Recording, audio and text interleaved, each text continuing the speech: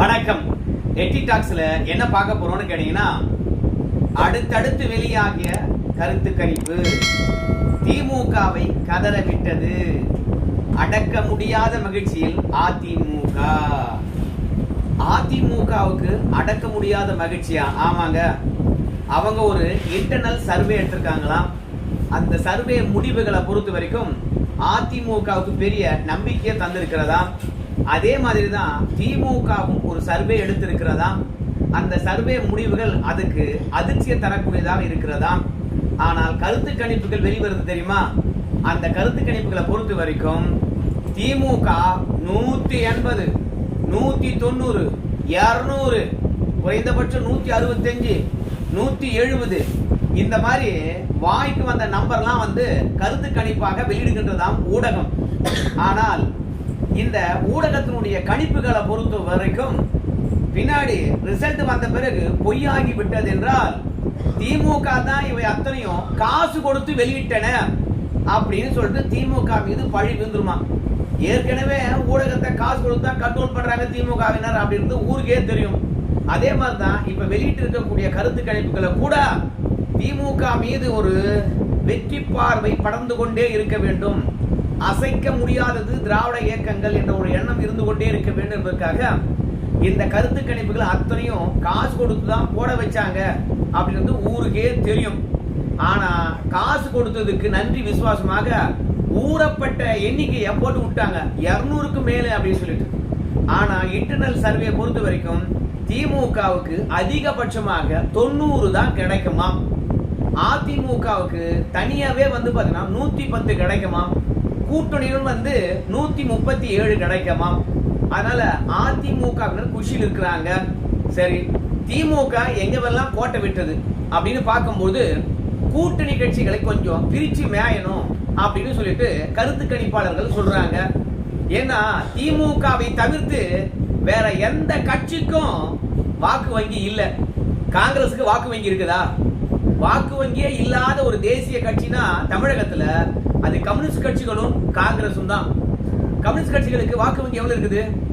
தேமுதிகவை விட கம்யூனிஸ்ட் கட்சிகளுக்கு குறைவு.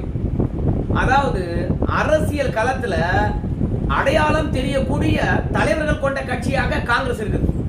காங்கிரஸ் கட்சியில நிறைய பேர் பாத்தீங்கன்னா தலைவர்கள் இருப்பாங்க, மக்கள் மத்தியில பிரபலமா இருப்பாங்க. பிரபலமாக இருப்பதனாலே அவங்களுக்கு செல்வாக்கு இருக்கும் அப்படின்னு சொல்லிட முடியாது.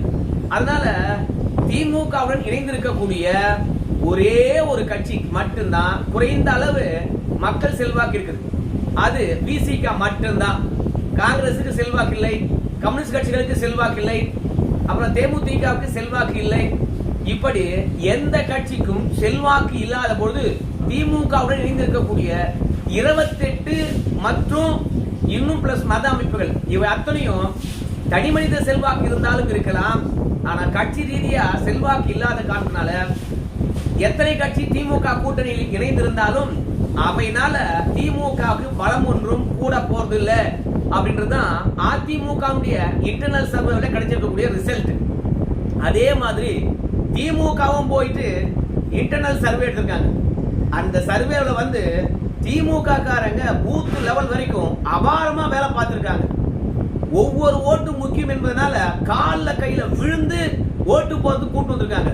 ஆனால் கூட்டணி கட்சிகள் இருக்குல்ல, அவைகள் திமுக தலைமையுடன் நெருக்கமா இல்ல. இரண்டாவது, தேர்தல் நேரத்துல பூத்துக்கு ஆட்களை அழைச்சிட்டு வரணும் அப்படிங்கிற எண்ணம் கூட கூட்டணி கட்சிகள் கிட்ட இல்லவே இல்லையாம. திமுக கூட்டணி இருக்கக்கூடியவங்க திமுகவினரே போய், யோ என்னையா பூத்துல எங்கேயா பட்டும் படாம உட்காந்துருக்கீங்க, எதிரே இருக்கின்ற கூட்டணி பாரியா தீவிரமா இருக்காங்க, என்னையா பண்ணிட்டு இருக்கீங்க அப்படின்னு சொல்லிடும் போது, சாமி நீங்க எதிர்பார்க்கிற அளவுக்கு எங்க கிட்ட காசு இல்லப்பா அப்படின்னு கைவிரித்தாங்களாம். யோ நீ குடிக்கிறதுக்கும் சாப்பிடுறதுக்கும் காசு கொடுக்கலாம் பரவாயில்லடா, 4 பேரை கூட்டு திமுகவுக்கோ இல்ல திமுக கூட்டணி கட்சிக்கோ ஓட்டு போட சொல்லியா, என்னையா அந்த மாதிரி பண்ணிருக்கீங்க அப்படின்னு கூட்டணி கட்சிகள் திமுக வற்புறுத்துதுல ஏதாவது 1-2 பேர் வேலை செஞ்சாலும் பூத் அளவுல திமுக கூட்டணி கட்சிகள் வேலை செய்யவே இல்லையா. முக்கியமா நான் என்ன நினைக்கிறேன்னு கேட்டீங்கன்னா, திமுக கூட்டணி கட்சிகள் கூட நல்லா வேலை செஞ்சிருக்கும். ஆனா அவங்களுக்கு தான் ஆளே இல்லையே. அதனால யாரை வச்சு வேலை பார்ப்பாங்க? அதனால கூட்டணி கட்சிகளை பொறுத்த வரைக்கும் திமுகவுடன் இணைந்து பிரச்சாரம் பண்ணவில்லை என்றாலும் கூட திமுகவுடன் இணைந்து பூத்துல வந்து வேலை பார்க்கவே இல்லை. அதுல திமுகவுக்கு உதயசூரியன் சின்னம் எங்கெல்லாம் நின்று இருக்கிறதோ அங்க விழுந்த வாக்கை விட கூட்டணி கட்சிகள் எங்கெல்லாம் நின்னுச்சோ அந்த இடத்துல வாக்கு விழுறது ரொம்பவே சந்தேகம். அதனால செல்வாக்கு இல்லாத கட்சிகள், அதோட தொண்டர்களை இழந்த கட்சிகள், கட்சி நிர்வாகிகள் இல்லாத கட்சிகள் திமுக கூட்டணியில இணைந்தது திமுகவுக்கு பலவீனமாக பார்க்கப்படுகிறது.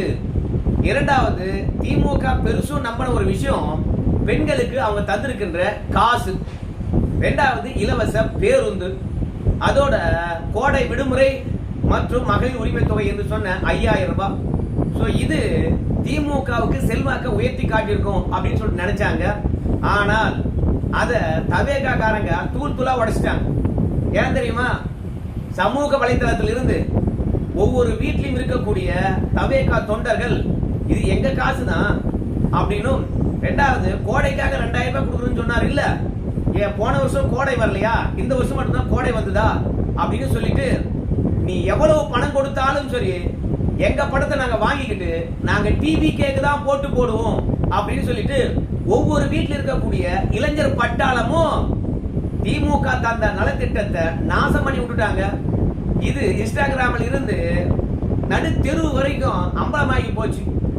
பொதுவா திமுக பொறுத்த வரைக்கும் இந்த மாதிரி இலவச திட்டங்களை செஞ்சிட்டாங்கன்னா கண்டிப்பா மொத்த வாக்கு நமக்கு தான் அப்படின்னு நம்புவாங்க. ஆனா திமுக இன்டர்னல் சர்வேகளும் சரி, அதே மாதிரி அதிமுக இன்டர்னல் சர்வேகளும் சரி, திமுக செய்த நலத்திட்டங்கள் பெண்கள் இடத்துல எடுபடவே இல்லை என்ற விஷயத்தை தெளிவுபடுத்தியிருக்கிறது. திமுக நாம கொடுத்த 5000 ரூபாயும், நாம கொடுத்த 1000 ரூபாயும், நாம கொடுத்த இலவச பேருந்தும் நமக்கு வாக்கா மாறும் அப்படின்னு நினைச்சிருந்தாங்கன்னா அவங்க முட்டாள்கள் தான் என்று நம்ம நினைக்கணும். ஏன் தெரியுமா? 2024 நாடாளுமன்ற தேர்தல் அப்பொழுதே வந்து 1,13,00,000 பெண்களுக்கு 1000 ரூபாய் கொடுத்தாங்க, இலவச பேருந்து விட்டாங்க. ஆனால் நாடாளுமன்ற தேர்தலில் திமுகவுக்கு 1,13,00,000 பெண்கள் ஓட்டு போட்டுக்கணும் இல்லையா? ஆனால் திமுக 1,13,00,000 வாக்குகள் பெற்றதா? சரி, 1,13,00,000 வாக்குகள் பெற்றிருந்தா வெறும் பலன் பெற்ற பெண்கள் மட்டுமே திமுக ஓட்டு போட்டாங்களா? அப்ப ஆண்கள் யாரும் ஓட்டு போடலையா? அப்ப கட்சிக்காரன் எவனும் ஓட்டு போடலையா? சிறுபான்மையர் யாரும் ஓட்டு போடலையா? அப்போ மகளிர் தொகை 1000 வாங்கின இலவச பேருந்துல போன அந்த பெண்கள் மட்டும்தான் 2024 நாடாளுமன்ற தேர்தலில் திமுக ஓட்டு போட்டாங்களா? வேற யாரும் ஓட்டு போடலையா? அப்போ திமுக தந்த நலத்திட்டங்கள் வாக்குக்காக பயன்படல திமுகவுக்கு அப்படின்னு தெளிவா நம்ம தெரிஞ்சுக்கலாம். அதுதான் இன்டர்னல் சர்வேவும் வந்திருக்குது. அதே மாதிரி அதிமுகவுக்கும் அந்த ரிசல்ட் தான் வந்திருக்கு. பெண்கள் திமுகவை நம்பவே இல்லை. அதுக்கு காரணம் தவேகா காரங்க பண்ண தவறான பிரச்சாரம் என்று அதிமுக நம்புது. ஏடா இடையில பூந்து கலாய்த்து விட்டாங்களே தமிழக வெற்றி கழகத்தினர் அப்படின்னு திமுக கவலையில தான் இருக்கிறது. ஆனா நம்மளோ கருத்து கணிப்பு என்ற போர்வில ஏகப்பட்ட நம்பரை தூக்கி போட சொல்லிட்டோம். 200 தான் அப்படின்னு சொல்லிட்டு பிரச்சாரத்துல அடிச்சு விட்டுட்டோம். ஆனால் நாம வெற்றி பெற்று ஆட்சி அமைப்பதே வந்து பாத்தீங்கன்னா ஆபத்து தான் அப்படின்றது நல்லாவே தெரியுது. மூன்றாவது, விஜய் அவர்கள் பிரிக்கின்ற ஒவ்வொரு ஓட்டும் திமுகவுக்கு எதிராக இருக்கின்ற ஓட்டு தான் அப்படின்னு திமுக நினைக்குது.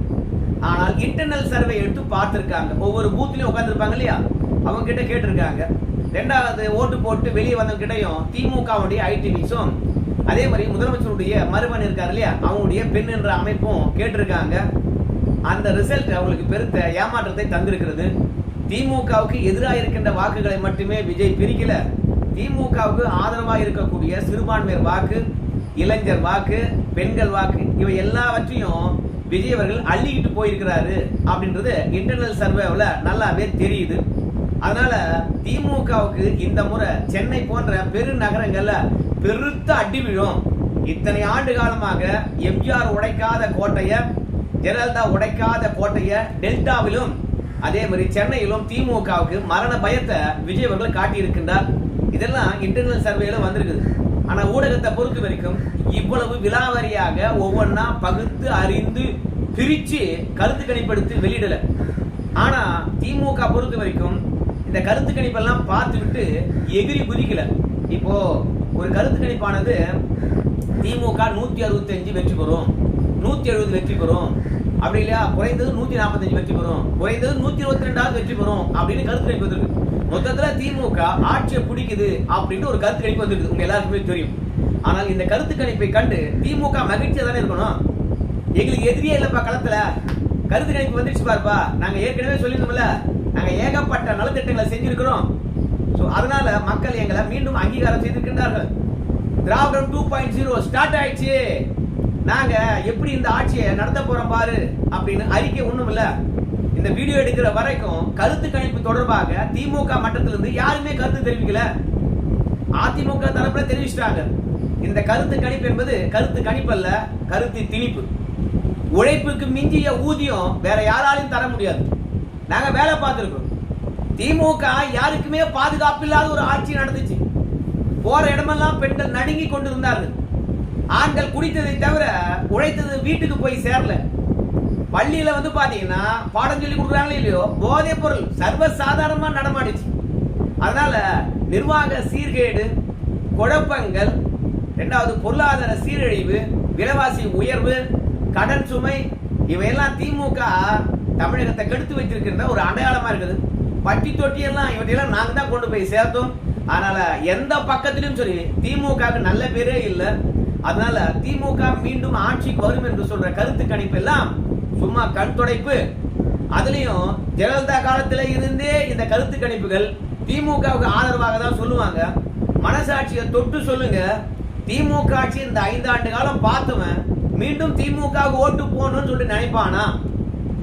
அமைச்சர்களுடைய அடாவடி, திமுக காரனுடைய கட்ட பஞ்சாயத்து, திமுக வெட்டி கடத்திய மலைகள், அள்ளி தின்ற மணல்கள், அது மட்டும்தானா? போதைப் பொருள் கடத்தல்கள், பாலியல் வன்புணர்வுகள், இவையெல்லாம் திமுக காரனே செய்கின்ற பொழுது அப்புறம் அந்த ஆட்சியை மீண்டும் கொண்டு வரணுமா என்ற எண்ணம் நமக்கெல்லாம் வருமா? எந்த ஒரு அமைச்சராவது மக்கள் பிரச்சனையை காது கொடுத்து கேட்டிருக்காங்களா? அப்படியே மக்கள் பிரச்சனையை சொல்லுகின்ற பொழுது அமைச்சர்கள் நாகரிகமா நடந்து கொண்டிருக்கின்றார்களா? அடிக்கல, திட்டல, நீ ஓட்டு போட்டு கிழிச்சிட்டியா அப்படின்னு சொல்லல. அதனால அடிப்படை தேவையா இருக்கக்கூடிய குடிநீர் பிரச்சனையை கூட இந்த அரசாங்கம் சரி செய்யவே இல்லை. விவசாயிகள் பிரச்சனை தீர்த்திருக்காங்களா? முதலீட்டாளருடைய பிரச்சனை தீர்த்திருக்கின்றார்களா? இல்ல கோயம்புத்தூர், திருப்பூர் எல்லாம் பாத்தீங்கன்னா சிறு குறு தொழில் நிறுவனங்கள் இருக்குது. மின் கட்டணத்தை எவ்வளவு உயர்த்தி இருக்கிறாங்க. அவங்க எல்லாம் இந்த ஆட்சியில குழுகுழுன்னு இருந்திருப்பாங்களா? அந்த தொழில் நிறுவனத்துல வேலை பார்க்கறவங்களும் தொழில் நிறுவனத்திலும் திமுக ஓட்டு போட்டிருப்பாங்களா? செந்தில் பாலாஜி ஒண்ணு போதாதா? பட்டி தொட்டி எல்லாம் 10 ரூபா பிரச்சனை தலை தூக்கி இருந்ததா இல்லையா? அந்த 10 ரூபா பிரச்சனையா திமுக எவ்வளவு பெரிய பிரச்சனை உண்டு பண்ணும். அதனால திமுகவுக்கு மக்கள் மத்தியில நல்ல பேரே கிடையாதுங்க. கருத்து கணிப்புலாம் இல்லைங்க, இது கருத்து திணிப்பு. இந்த 4ஆம் தேதி வாக்கு எண்ணிக்கை வரும். அன்னைக்கு பாருங்க, அதிமுக ஆட்சி அமைக்கும் அப்படின்றது அதிமுகவினுடைய எண்ணமா இருக்குது. இரண்டாவது 3 கருத்து கணிப்புகளை பொறுத்த வரைக்கும் அதிமுக ஆட்சியை பிடிக்கும் அப்படின்னு சொல்லியிருக்காங்க. அதுக்கு அதிமுக என்ன சொல்றாங்க? அந்த கருத்து கணிப்புல கூட எங்களுடைய வெற்றி சதவீதத்தை குறைத்து போட்டிருக்காங்க, ஆனா அதை விட நாங்க அதிகமாக சாதிப்போம். அதாவது திமுக வேட்பாளர் நிறுத்திருக்காங்க தெரியுமா? அந்த வேட்பாளர் மீதே பாத்தீங்கன்னா பல மக்களுக்கு அதிருப்தி இருக்கிறது. ஒண்ணுமில்ல, மண்ணச்சநல்லூர் எடுத்துக்குவோம். அங்க இருக்கின்ற வேட்பாளர் மீது என்ன நல்ல பேர் இருக்க போகுது? கிட்னி திருநதை தவிர வேற என்ன அவன் ஜாதிச்சிருக்கான்? அதனால ஒவ்வொரு வேட்பாளரும் திமுக நிறுத்தியிருந்தாலும் அந்த வேட்பாளர் மீது தனிப்பட்ட முறையில் மக்களுக்கு பெரிய அதிருப்தி இருக்கிறது. நம்ம பிடிஆர் பயணிகள் தியாகராஜன் தான் சூப்பர் வேட்பாளர்னுவாங்க, காசு கொடுக்காம ஜெயிப்பாருன்னுவாங்க. ஆனா கடைசியில அவருடைய உண்மையான முகம் வெளிப்பட்டதா இல்லையா? சுந்தர் சீன்ற போய் அங்க நிறுத்துறாங்க. அதுக்கப்புறம் சுந்தர் சி பாத்தீங்கன்னா உண்மையை போட்டு உடைக்கின்றாரு. பிறகு அதே நம்ம பிடிஆர் பயணிகள் தியாகராஜன் ஆளுங்கட்சியிலே இருந்தாலும் சரி, இந்த மதுரைக்கு என்னால ஒன்றும் பண்ண முடியல, வெளிப்படையா சொல்ல முடியல, ஏகப்பட்ட காரணங்கள் இருக்குன்னு அவரே புலம்பி தீர்த்தாரா இல்லையா? மீண்டும் அதே பிடிஆர் பயணிகள் தியாகராஜன் தேர்ந்தெடுப்பாங்கன்னு நினைக்கிறீங்க? அப்போ என்னை பொறுத்த வரைக்கும் திமுக வேட்பாளர் நிறுத்தினதிலேயே தவறு செஞ்சிருக்குது. ஆனால் எங்க வேட்பாளரை பாருங்க, தரமானவர்களா இருக்காங்க அப்படின்னு சொல்லிட்டு அதிமுகவினர் பொதுப்படையா இந்த விஷயங்களை பேசியிருக்காங்க. ஆனால் திமுகவும் அசைக்க முடியாத ஒரு நம்பிக்கையில் இருக்காங்க. என்னன்னு கேட்டீங்கன்னா, நாங்க ஒவ்வொரு வீட்டுக்கும் என்ன கொண்டு போய் சேர்க்கணுமோ அதை சேர்த்திருக்கிறோம். என்னது? பணம் தான். அதுக்கு அதிமுகவினர் எதிர்கட்சியா இருந்து திமுக கொடுக்க முடியாத அளவுக்கு நாங்களும் எல்லாவற்றையும் கொண்டு போய் சேர்த்திருக்கோம். அதனால் அவங்க மட்டும்தான் விட்டமின்களை கொண்டு போய் மக்களிடையே கொடுத்துருக்காங்க, நாங்க சும்மா விட்டுட்டோம் அப்படின்னு நினைக்காதீங்க. நாடாளுமன்ற தேர்தலை அணுகுவதை விட சட்டமன்ற தேர்தலை ரொம்ப தீவிரமா அணுகி இருக்கின்றோம். திமுக என்னவெல்லாம் பண்ணிச்சோ அத்தனை வேலையை நாங்களும் பார்த்திருக்கிறோம். அதனால இந்த தேர்தல் திமுகவுக்கு பூஜ்யம் கிடைக்கும், அதிமுகவுக்கு ராஜ்யம் கிடைக்கும் அப்படின்னு சொல்றாங்க. மொத்தத்துல மக்கள் செல்வாக்கு இல்லாத கட்சிகள் திமுக கூட்டணி இருக்குது. அப்படியே மக்கள் செல்வாக்கு பெற்ற கட்சிகளாவே இருந்தாலும் அந்த மக்கள் செல்வாக்க விஜய் அவர்கள் வாரி சுருட்டிட்டாரு. அதனால் வந்திருக்கின்ற கருத்து கணிப்புகள் திமுகவை குளிர்விக்கலாம். ஆனால் இன்டர்னல் சர்வேல திமுகவுக்கு அதிர்ச்சி காத்திருந்தது, அதிமுகவுக்கு அதிர்ஷ்டம் காத்திருந்தது. சோ திமுக கவலையில், அதிமுகவில் அதிக சந்தோஷம். சரி நண்பர்களே, இன்னொரு நல்ல வீடியோவில் சந்திக்கலாம். இந்த வீடியோ பற்றி உங்களுக்கு கருத்து சொல்லுவோம். நன்றி.